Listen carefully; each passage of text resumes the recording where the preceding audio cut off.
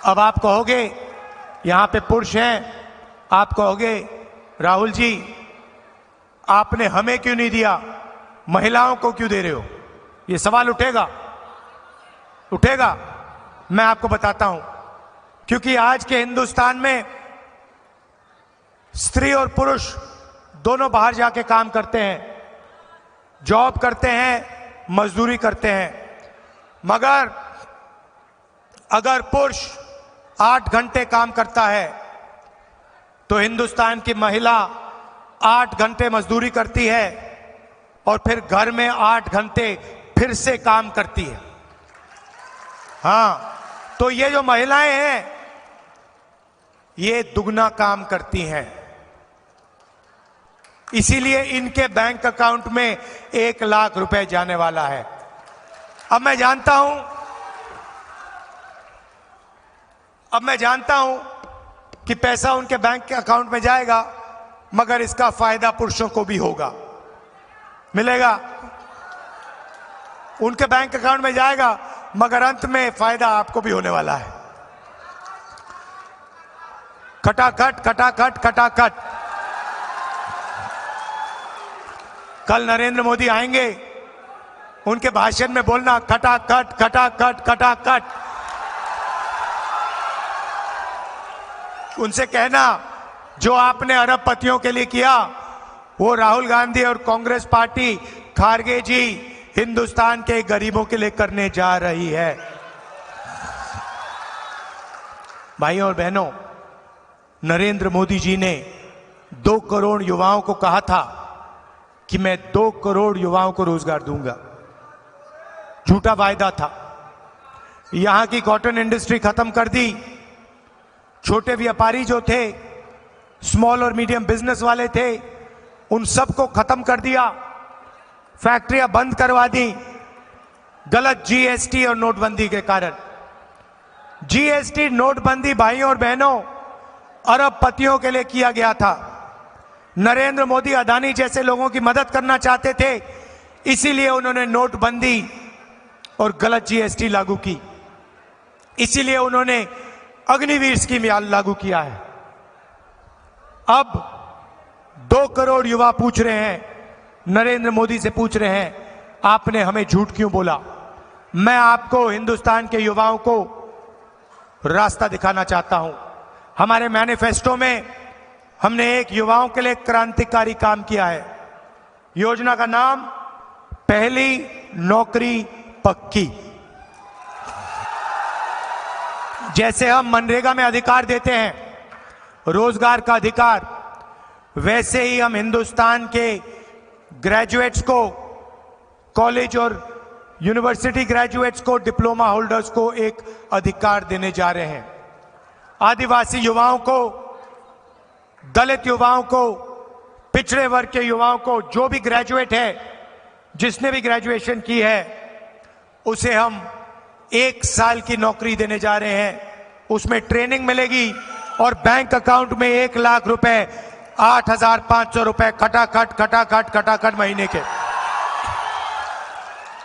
महिलाओं के bank account में जाएगा और करोड़ों युवाओं के बैंक अकाउंट में रोजगार का अधिकार मिलेगा और उनको 1 लाख रुपए उस काम के लिए दिया जाएगा। और अगर उन्होंने अच्छा काम किया तो नौकरी पक्की हो जाएगी, परमानेंट नौकरी हो जाएगी।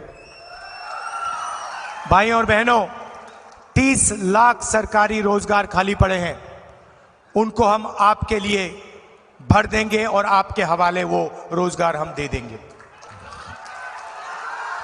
मैं जानता हूं यहां पे मनरेगा के मजदूर हैं। नरेंद्र मोदी जी ने आपका लोकसभा में अपमान किया था। प्रेस कहती है कि मनरेगा से लोगों की आदत बिगड़ती है। आप मजदूरी करते हो, उसके लिए आपको पैसा मिलता है, मीडिया कहता है आपकी आदत बिगड़ रही है। मगर अरबपतियों का कर्जा माफ होता है तो उसको ये विकास कहते हैं। हमने मन बना लिया है, आज 250 रुपए मनरेगा के लिए मिलता है आपको। 250 मिलता है ना, है ना? चुनाव के बाद 400 मिलेगा। और जो महिलाएं आंगनवाड़ी और आशा का काम करती हैं, उनकी आमदनी हम दुगनी करने जा रहे हैं। सरकारी ऑफिसेज में, पब्लिक सेक्टर में, सरकारी कंपनियों में नरेंद्र मोदी जी की सरकार ने, बीजेपी की सरकारों ने ठेकेदारी प्रथा शुरू की थी। आपको बंधु मजदूर बना दिया है और जब भी ये चाहते हैं आपको नौकरी से निकाला जा सकता है।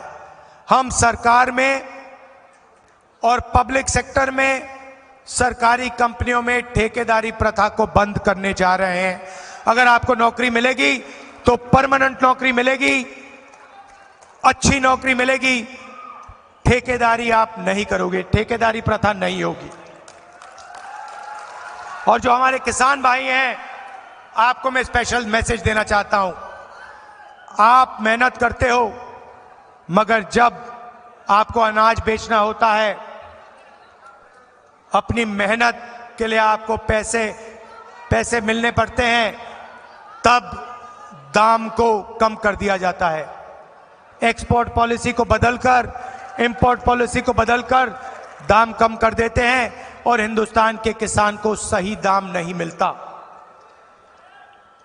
इसीलिए हम हिंदुस्तान के किसानों के लिए दो काम करने जा रहे हैं। सबसे पहले, चुनाव के एकदम बाद हिंदुस्तान के गरीब किसानों का हम कर्जा माफ करने जा रहे हैं।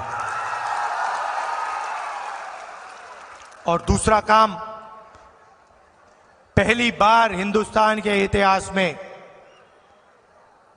कानूनी मिनिमम सपोर्ट प्राइस, मतलब हम कानून बनाएंगे कि इस दाम से कम किसान से माल नहीं खरीदा जा सकता है। कम से कम दाम का हम कानून बनाएंगे। इससे किसानों को जबरदस्त फायदा होने वाला है। भाइयों और बहनों, आपको हम आदिवासी कहते हैं क्योंकि आप हिंदुस्तान के पहले नागरिक हो। आदिवासी शब्द के अंदर अधिकार शब्द मिला हुआ है। जब हम आपको आदिवासी कहते हैं तो हम ये भी कह रहे हैं कि आपको जमीन का, जल का, जंगल का अधिकार मिलना चाहिए। वो आपको आदिवासी नहीं कहते, वो आपको वनवासी कहते हैं।